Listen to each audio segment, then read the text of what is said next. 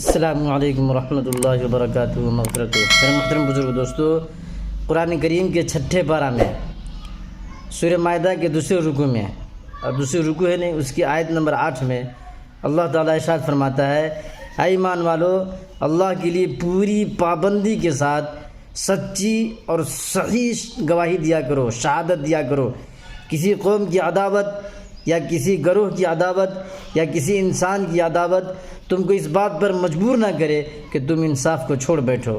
اسی کا نام تقویٰ ہے، اور اللہ تعالیٰ سے ڈرتے رہو، بے شک اللہ تعالیٰ تمہارے ہر اعمال سے باخبر ہے۔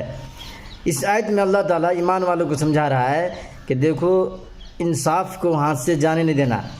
کسی قوم کی عداوت یا کسی گروہ کی عداوت یا کسی انسان کی عداوت تم کو اس بات پر مجبور نہ کرے کہ تم انصاف ہی کو چھوڑ بیٹھو۔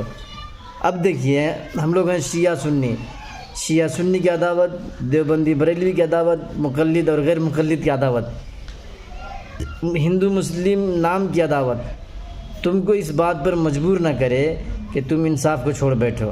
اگر ہم نے ذرا سی لغزش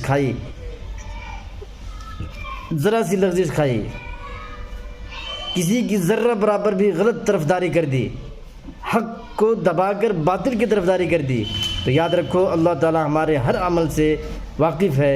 ہم دنیا والوں کو دھوکہ دے سکتے ہیں لیکن اللہ کو کبھی بھی دھوکہ نہیں دے سکتے۔